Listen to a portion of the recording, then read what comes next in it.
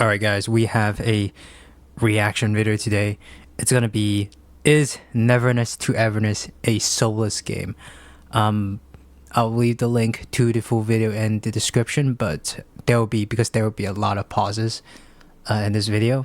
So let's go. I can't even lie. I was excited for this game. I didn't look into it much prior to release, as I find that usually makes the wait for a game I'm interested in feel even longer. So for the most part, I just get the gist of it, and if it seems interesting, I get a release date and usually don't check out much more information about it till I go to play it. Not to say I quarantine myself from information, because that seems a bit much, but I won't exactly seek it out bar some games that are the exceptions.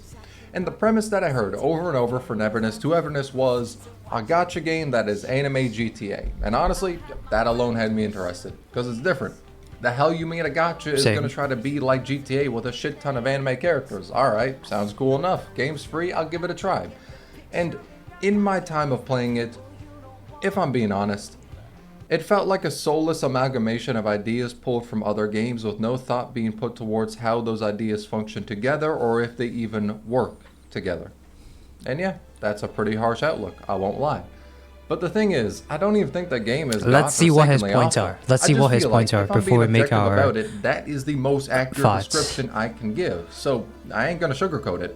I feel like in the past, I've been a lot more kind in my reviews of games. I focus a lot more on the positive aspects in my reviews because I didn't want to feel like I was bashing the game. However, this led to me looking back at some reviews and thinking, yep, should have just said everything that was on my mind because Lord knows I was way too kind to Duet Night Abyss, for example. Granted, Duet Night Abyss was one of the most excited games in 2026. And it just fucking flopped. I think it was 2026, right? Or 2025, I forgot. But I played it, and then it just never really got to the level of high it had when it first announced. There was a lot of problems as well for Duet Night Abyss. The graphics was abhorrent. There was a lot of glitches on release date. I encountered glitches when it released. And then, you know, the source of its revenue is cosmetics. And it just really isn't that impressive, the cosmetics. And no one cared about this game, like, after, like, 2 or 3 weeks after it released. And now it's just dead. Not a singular soul could have foresaw just how ass that shit was gonna get. Yeah. But I tried to mainly focus on it's the sad for aspects I thought were Abyss. good, or at least give a bigger spotlight to that instead of how big the spotlight should have been on the negative aspects. And in turn, it led to a review that... And Duet Night Abyss was directly competing with Wuwa, by the way. And Wuwa, at that point, has already been a staple. So it was supposed to be war, but with a gacha, and it just couldn't compete. When I look back on it, I don't think it's as accurate as it could have been. Which is why for this review, I'm just gonna give up my opinion how it is. So I'm gonna say, if you're the type to get mad at people on the internet not liking your favorite game, just click off this video. You click off to go watch one Glaze in it. That's okay. I don't know, actually just play there it are or some something. There are some Getting problems mad at with me NT ain't sometimes. gonna do much for you, so just spend your time better. And most importantly, me not liking it shouldn't affect your enjoyment of it. If you really like it, that's all that matters. Enjoy your time playing it. I want to accurately review the game from how I feel about it, though I don't want to stop people from playing something they enjoy. But me personally, I didn't enjoy my time with it. The game started off with some promise. The beginning cutscene was visually really well done. The way they mixed 2D art onto the 3D environment was really impressive. Then later on, the prologue of you dealing with an anomaly had great atmosphere. I wouldn't say it was really scary, but it did a good job at giving the atmosphere of a horror game, which is impressive to do when your game is made of bright anime graphics. Now, those two things were, when I saw them, big strengths for the game. However, they really just fell flat later on. Like the horror atmosphere they had, that shit dissipated in the main story, quickly. Literally, the next chapter afterwards feels like something ripped out of a slice of life anime. You're celebrating the birthday of this domesticated anomaly and, I shit you not, trying to help him rizz up this creature. Like, this is the quest that immediately follows up after the horror atmosphere they had. Oh, this is the famous Takido date quest where you want to mute him, and then they actually did make an option to mute him. for the first chapter. Now, I'm used to games of the yeah, slow I'm not gonna lie. burn, This and this at was times this it's was needed horrible. to get you This is introduced to horrible. the cast for you to actually But like give a damn. I do not expect the game story mode to be spectacular. To be honest, this is a slice of life game. No, the premise of the game is slice of life.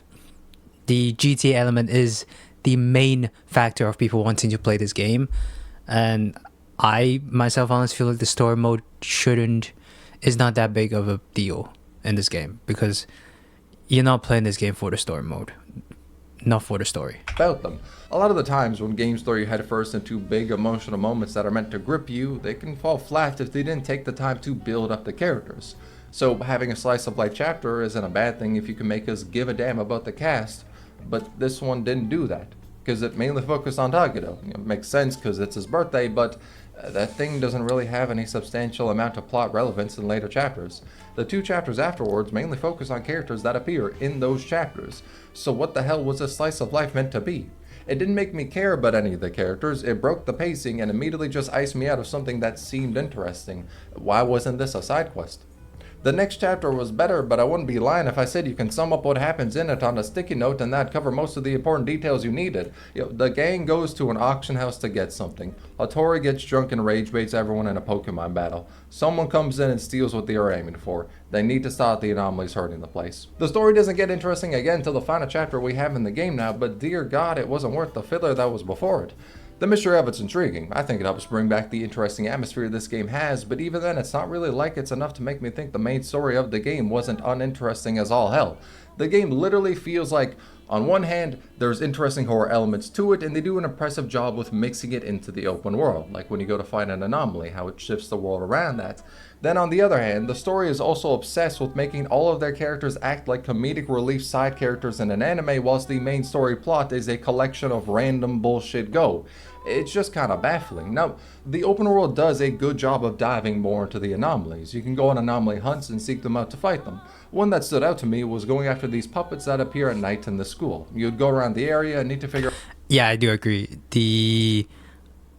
Honestly, for this game, you shouldn't really expect the most out of the story, because the story element in this game is not the most important thing. It is about the open world experience, like how much you can explore, how much you can fight or solve the anomalies. But honestly as well, we are still in 1.1. We are literally a month and a half from the game's release, so they would of course improve on the story. Hopefully they will improve the story. Good example of that is Wuthering Waves, where the first 2 chapters of the story in Xianzhou wasn't that great, and people were complaining about it. And then they fixed it, and now look at where the story is. So I would say give them some time, but there's definitely merits on what he's saying about the story mode. How best to pacify them. Pretty much just solving the mystery of them and what's happening. And I can't lie, I was 100% more engaged in that than chapters 1 and 2 of the main story. Now, the other part of the game I liked was the presentation. At first, I thought the cutscenes were really nice to look at. Then I played more of the game and realized that the cutscenes have 10,000 effects but no direction worth a damn. Like, look at the cutscene that plays here.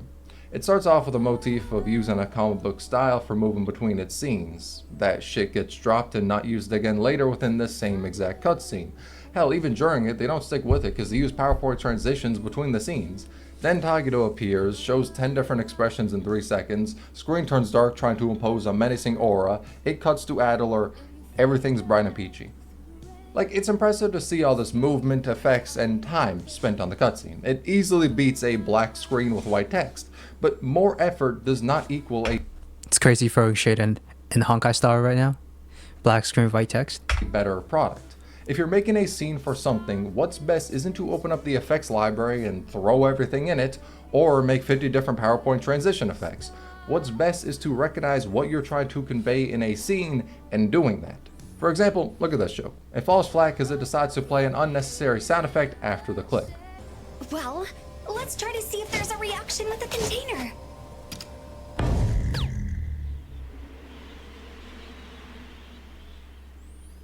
No reaction. How did you know? If that wasn't there, it would work much better. Mint's energetic, click, give it a bit of time, wind noise plays out, hold that scene for a bit longer. Less is done, but it actually makes the joke. I think that's just a nitpick.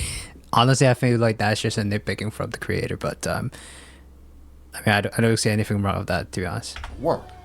Well, let's try to see if there's a reaction with the container.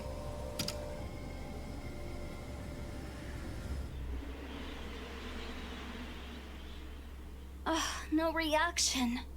How did you know? Now, does this scene matter at all? No, it's unimportant. But it's just an example to show that throwing everything at the board doesn't mean you're guaranteed a good result. That is true, though. That is true. And effort will always beat out blind effort, which is what a lot of the cutscenes feel like at first. Now, it does taper off. Later ones are not as spammy in what they try to do.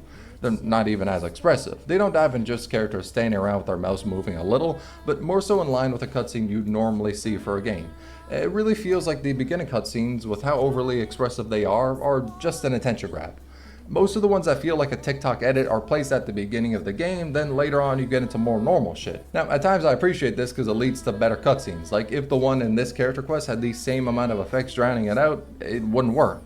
But it creates a bit of a disjunction. If you come in and the beginning cutscenes are like they are, you expect that for the rest of the game. Sort of, if you were to compare it to a game in your mind, ZZZ would probably pop up.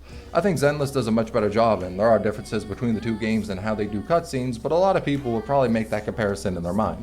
Then, in the rest of the game, you see them start erring on the side of cutscenes you'd see in WoWa, for example. Stuff that's more actiony, but isn't drowned out by 10,000 effects. And for me, when I compare the cutscenes later in the game to the start, it builds up to an overall sentiment I have for the game of, this is a melting pot, it lacks a strong core identity. And this thought process isn't just there because of the cutscenes, it's an amalgamation of most things within the game. If it was just the cutscenes, I can excuse it as growing pains. Yeah, maybe they went for a style, weren't feeling it, but there was no need to spend dev time changing it, so they left it as is. Shit happens, it is what it is. But instead, I feel like the game doesn't know what it wants to be. As of now, it's multiple different things, but none of them really mesh well. Like, okay, you got the identity of horror game where you track down anomalies and stop them. Does this mesh well with the slice of life anime shit you go through at Avon? Not really. Then at Avon, you're there and it's pretty apparent, y'all some broke bitches. Y'all ain't really got the most money at Avon, so sometimes you take on commissions you aren't really feeling because it has a lot of zeros attached to it. However, you then go off to play the GTA part of the game where you're driving around in luxury cars, buying out penthouses, doing heists on bank for money, then you can't spend a single dime of the money you make towards Avon. And you have to just deal with the main story treating you like you're surviving off a diet of plain white bread and water because you can't afford anything more. That's a part of what I'm talking about. The main story exists and the GTA activities also exist, but time wasn't put into making those elements from GTA mesh well with their current game, so it feels out of place. Like if I... That is true. That is true. You are a millionaire, but Avon is still broke, by the way. And also, Hold 3 can stop time. That is such a good ability to earn money, if you know what I mean. But that's true. They still haven't meshed well with the story and the open world elements together really well. But again, we'll see. Because yeah, it's the early development of the game. You know what I'm saying? So let's see how they deal with that problem. Or you could, separate the, open world elements from the story because, I don't know, two different aspects of the game, I guess you could say. I got all this money, why can't I donate it to help Avon? Is it good? I don't want to help Avon. I want them to be just poor, just dirt poor, so they have to rely on me. just let Avon be poor, bro. Just let Avon be poor. Does it be too hard to implement within the story, or is it because the devs thought of a main story, thought of content to add to their game, then decided to just copy GTA and market themselves as anime GTA? And also, they have never marketed themselves as anime GTA. It's probably just what we did to market the game as anime GTA, which it really isn't. Because the one thing that made GTA was the online element. And we don't have that. like not as interactive as that. And Nada would be probably online, probably anime GTA. I'm pretty sure even way more than NT. And the NT is probably just a city open world anime gacha game. And then I'm using that gacha very loosely because you're not really gambling. You're guaranteed to get what you want, but you still have to, spend currencies on it. And the GTA you don't really, have to, So I feel like NT and GTA are pretty different. But Anata and GTA, from what we know about Anata right now, you could probably say that Anata is anime GTA way more than NT. So, yeah, let's continue. So the side content isn't even that enjoyable as of now. Like, what the fuck do we got? Two of them you drive around shit in the world. One of them is an incredibly boring extraction mode. Okay, we're talking about the hobbies we have. Okay. Fishing, Cooking Mama, bare bones rhythm minigame, Tetris with input delay, and Mahjong. Yeah, the bottom three, so Mahjong, Tetris, and then the guitar band, I believe. Yeah, this one. I don't use them. I just use Sea Angler, which is fishing, Ping Pong Heist. You definitely need to do that. You get 1 million per 2 weeks. And then I do say delivery. And then if I didn't finish, and if I sometime I do races. The worst one is definitely the taxi Uber service fonts. That is ass. Rhythm minigame, Tetris with input delay, and Mahjong. The only minigame I found enjoyable was racing. That's it. The driving ones aside from racing are just boring. The heist is a shit game mode. Why would I willingly play owner selection or fishing? Why play super sound over any free rhythm game? Same with Tetris, and kinda the same with Little Sparrows. Why play that over Mahjong Soul or Ricci City? Especially considering how basic. I mean, yeah, but you're not playing NT just to play Mahjong Soul. No, sorry, you're not playing NT just to play fucking Mahjong, bro. Like, if you don't want to play the mini games, then don't play it. That's not really. I mean, I get it. These games are low key fucking boring. These hobbies are low key boring. Like the city deliveries, but they are means to an end to get fans. That's it. Racing, when he said it's fun, yeah.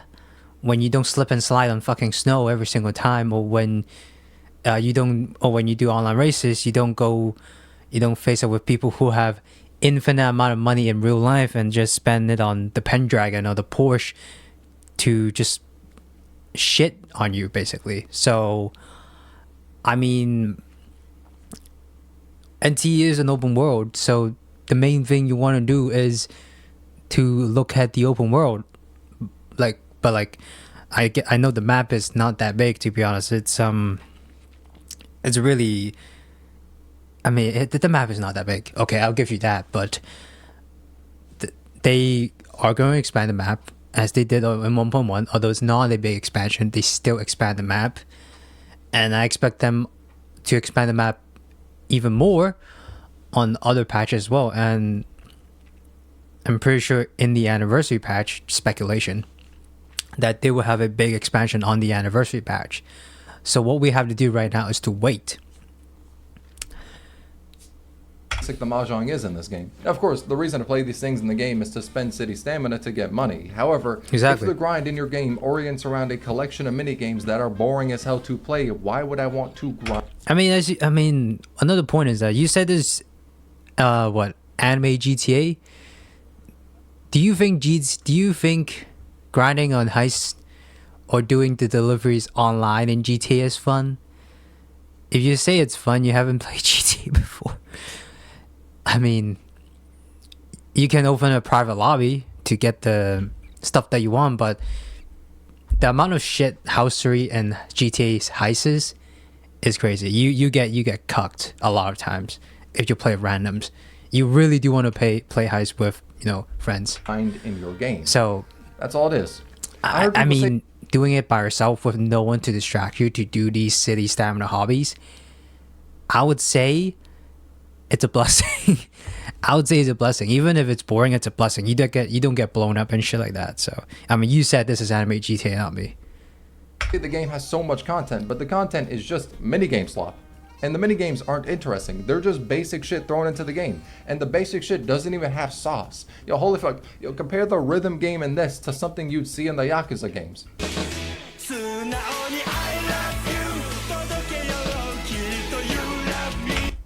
Yakuza game is peak. Better than Everness coming out. Absolutely going to be playing that. That is peak. That is peak. Yeah, this is trash. I totally agree. I hated this. I'm not good at rhythm games either as well.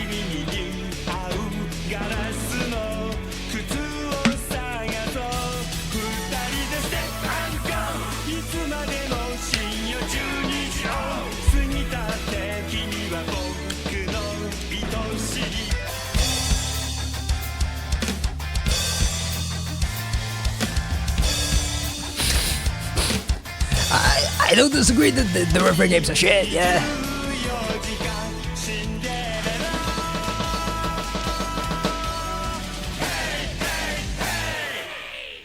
Actually, I mean, damn, the Yakuza games are a good comparison because the minigames in that are a large part of the fun. Meanwhile, I can't think of a reason to play any of the ones in Neverness to Everness if game rewards weren't tied to them. Except for racing though, that I do like, but it's pretty much just that. Aside from that, it's the same shit other games have done, but worse, or free alternatives exist to play them that are so much better.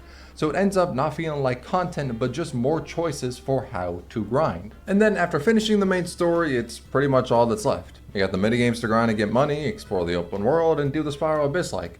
I can say I do like going through the world, especially as it's pretty much just a big city to explore, so it does end up feeling different than what's become a large part of the standard in 3D gachas, which is more wilderness oriented and the cities are relatively small. Though for the combat, I can't lie, I just find it really hard to care. There was never a point I felt interested in the combat and wanted to dive into the systems behind it. Like, imagine the gameplay of a 3D open world gacha. You have imagined the gameplay of Neverness to Everness. It just feels like I'm playing the same thing I've played a shit ton before, but don't take this as an in-depth analysis. That is very much just a first impressions view of the combat, even though I've already played through all the main story content. It kind of just feels like, yo, ChatGPT, generate me a combat system for a 3D open world gacha game, and this is the result. And on that topic, this game does heavily love AI. Now, I don't... Before we go into the AI stuff, because that's a big can of worms. Oh shit. The combat, yeah, I mean, I guess, but like this is a open world game like WoA, so like I would expect the combat system to be similar to WoA. Now, the one thing that they have done that's, you know, different from WoA is the little Esper cycle reaction that they have. Now, I think that's a pretty well, not that big of a change, but like a decent change that, you know, separates from WoA's combat and NT's combat. So WoA's combat is very fast paced.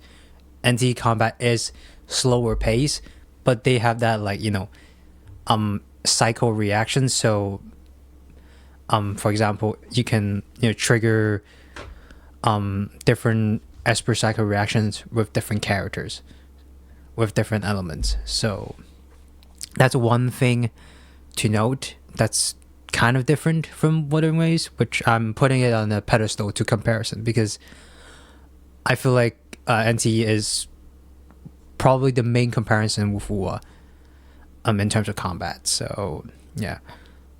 Now let's go into the AI.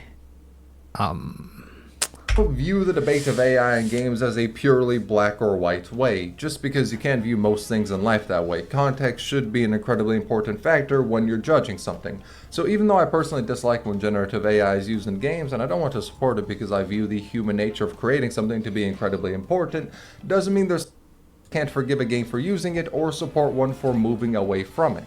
Like a big example is Mormons. It's a gacha that at one point was broke as shit. They dead ass had no money. So they decided to use ChatGPT for the translation to other languages, and long story short, they were eventually fortunate enough to get the money they needed to stay afloat and for the game to thrive. And when they got that money, they hired a team of human translators for the translation of the game, replacing the one done by AI.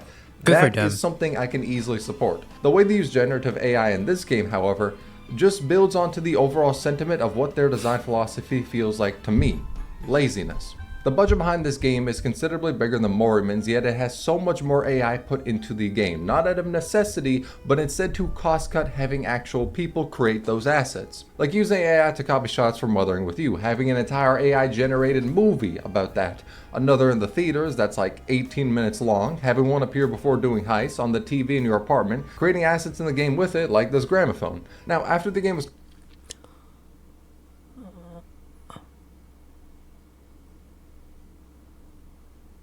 called out for this, they did remove some of the AI assets, like the movies and the animated bit that plays before you do a heist, some of the billboards, but of course, parts that people aren't talking about as much are still in the game, like the cutouts at the maid cafe.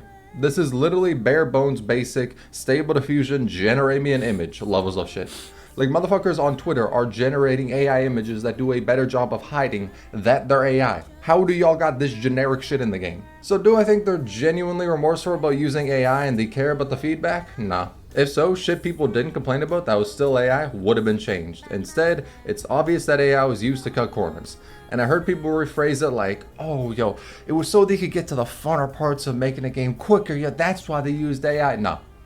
The suits told them they wanted the game out quickly, so they had them use AI to make parts of the game. Having all aspects in the game made by humans was not an important factor to them, so instead of hiring more people, they took the lazy way, generating a ton of stuff that they thought they could get away with. Now, some people said aspects in the game that were AI generated then replaced were just replaced by more AI, like the soda can on the billboard. But I can't lie, for something bare bones like this, it's hard to say 100% if it's AI generated.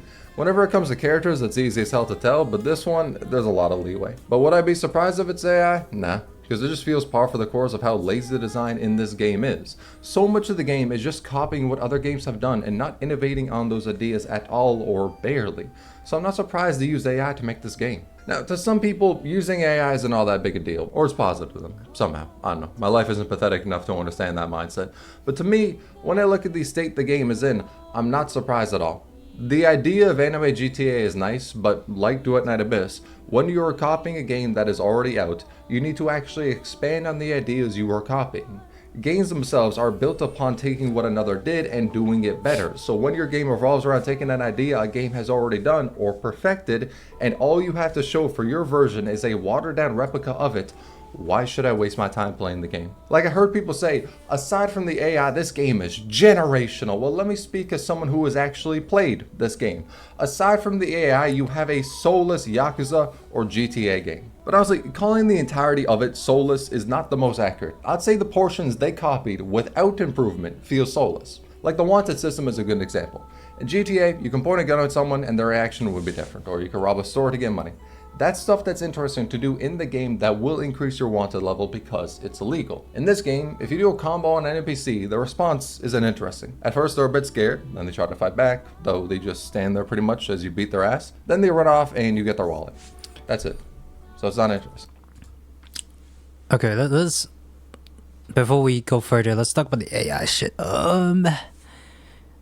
Yeah, the AI is definitely a big problem. Like even I don't like it. The AI, like the pretty obvious ones, for example, like the movie or the Wedding With You copycat shit. Yeah, that's definitely not acceptable. I feel like they probably have enough time to actually make quality trailers and videos like that to put in a game. But like right now, there's so much money. Like they're constantly on the top 5 charts of revenue sales in Play Store, and then also the PlayStation Store, I believe, for NT. So hopefully there won't be any more AI shit, because yeah, I mean, you don't see Wuthering Waves having AI that obvious. I mean, I wouldn't be surprised if every single like big company has used AI for something in their games. Like that is That's a staple already. Like, you expect them to use some sort of AI in their game, but not as blatantly obvious as, you know, what NT has. Yeah, I hope they don't have that. But he's talking about the wanted system, right now. Let's see about the wanted system. Talk about the wanted system. There's no benefit to increasing your wanted level aside from the hell of it, or if there's some car you want to steal. It was just soullessly copied over because the game they were using had it. Like, dear God, you can't even attack in stores. But if the police catch you, you get sent to prison, where you gotta wait out your days in prison, be a good inmate, or pay a fine to get out of prison early. And that is actually interesting. They added more to the system. It wasn't just, here's Tetris, but instead expanded on an idea they used from a different game. However, a lot more is the former case where they just copy stuff and that's it. They don't innovate. When they do, it actually gets interesting, like the anomaly hunts. I've not seen a... Yeah, the prison stuff is actually one thing that they're really good on, I feel like. You actually have to do chores to get out legitimately, but you can also escape illegally. So they have like the two different kinds of escape methods, and I do really like that. Game really do this before, and it's actually legitimately interesting to have big hunts like these out in the open world. That part isn't Soulless. Yet it makes up a small portion of the open world aspect compared to everything else that feels soullessly copied. It's apparent that the game can be good when it tries, like the hunts, the art direction in the beginning cutscene of the game, chapter 3, but so many times they cut corners resulting in the good aspects being mired down, or the aspect which, on their own could be passable, being seen as much worse. Like, it's hard to say the main story is good because it had an alright prologue and third chapter when everything else was middling or outright bad. Or to respect the art direction knowing how much is lazily AI generated. And the thing with it being AI gen and how that hurts the art style isn't so much the straight line of thinking AI bad there. When the fuck was that? And the thing with it being AI gen and how that hurt... They look the same, which is crazy that this even passed the dev phase to put this in the fucking game, by the way. They all look the same. And what is this supposed to be? Just randomly crushing someone to death? The art style isn't so much the straight line of thinking AI bad, therefore using it bad and hurts game, but more so the idea what the fuck is going on, if you're bro? making a world within a game, to really make it feel alive, it's best to make it so every aspect in the game feeds into the overall world. So while Neverness to Everness has its movies and ads in the game AI generated slop that really doesn't feed into the actual world, you then got games like Cyberpunk, where you can look at the ads and billboards. Did the cat just shit out water? They change with your actions in the world. They were made with human intention based on the game to make the world in it feel more alive. But the game kind of flopped. Yeah, that's all I'm gonna say. 2017. Yeah, they put attention to the choices you made in the game, but did they put attention in actually fixing the game, actually making the game runnable for people who doesn't have the highest end of, PCs at that time? Neverness to Everness has this. Okay, I'm not shitting on this point. I'm just shitting on 2077. Placed by a prompt given to a machine. That's the difference. Even when we take out ethical questions about AI use and all that, it's just worse than human creativity and intent. Oh yeah, they also changed the design of the characters. I didn't really mind. I feel like the designs are fine. I mean, the redesigns are fine.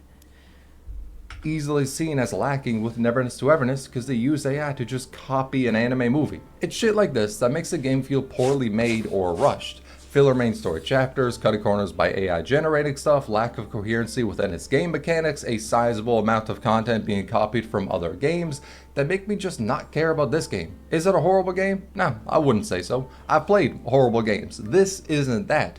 But is it really forgettable for me? 100%.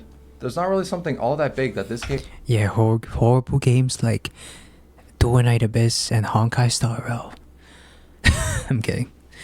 Game has done that is overly memorable to me. Like, it's done good shit, but my reaction to it is, oh, that's nice, instead of, yo, this is legendary to see in a game.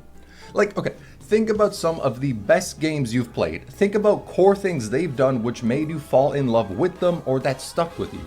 To me, this game doesn't have anything like that. To give some examples, Yakuza. The minigames are generational to the point of being a big appeal to the actual game. GTA. Open world, a lot of freedom with the shit you can do in it. Let's make it broader. Oh, can't wait for GTA 6 to come out. It'll be so peak.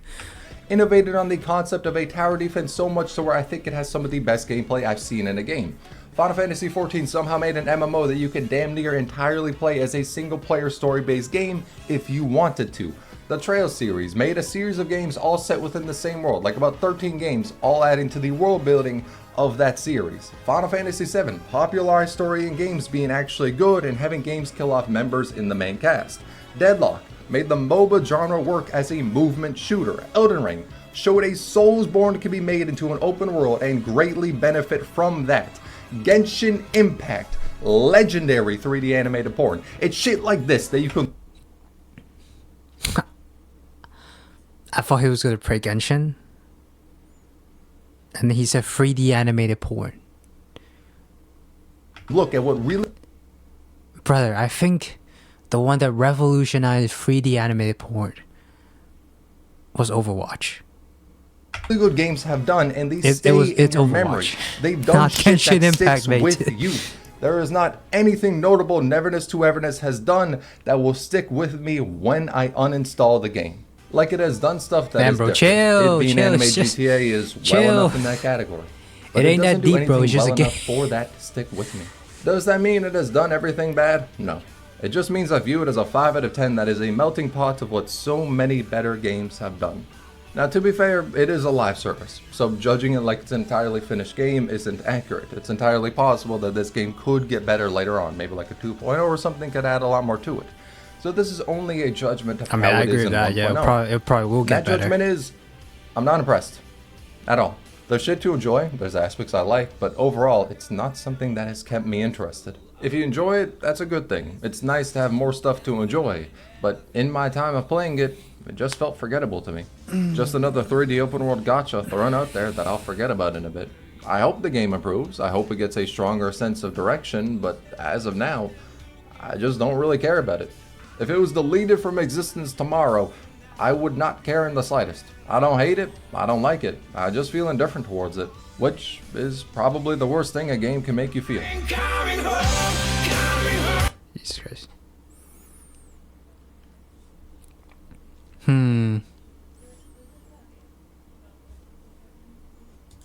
Okay, we are at the end. Now do I feel like it's like a Soulless game? Hell no. I mean, I quite enjoy the game, but would you say the problems that that this game have is invalid? No, definitely not. The AI is probably the biggest problem. A lot of people might think, oh my god, look at the revenues right now, the AI. People saying it's gonna fail because of the AI. Well, no, of course it's a big deal because this game shouldn't have AI that obvious. So, but like saying Neverness to Everness is a Soulless game, I wouldn't agree with that. Now, it definitely needs improvements in every aspect of the game. Story, the usage of AI, characters, the mini games, the hobbies. I feel like they would probably introduce more hobbies in the future. We are literally, we are like at 1.1. We are at the middle part of 1.1. Lacrimosa just released. It's too damn early to say that this game is a Souls game. Now, it does incorporate a lot of different elements from different games into one game. And of course, it's got to come short. It just, like for a game to incorporate so many elements from different games and to say to compete with a single game that focus on that one single element. For example, what he says, if I want to play Mahjong, why would I go to NT? Just play Mahjong Souls. Mahjong Soul literally focuses on Mahjong. So I feel like you can't really compare these two. Because one game focuses on one single thing and does it to the absolute best, and the other focuses on different things and brings you different elements to make the game have different elements. So, yeah. I would say some of his points are valid, but some of the points are invalid, and saying it's a soulless game is definitely not right. But I'll still link his video in the description, so you gather what your own thoughts on his view on Neverness to Everness. But yeah, if you like this video, please like and subscribe, and I'll see you in the next NT video.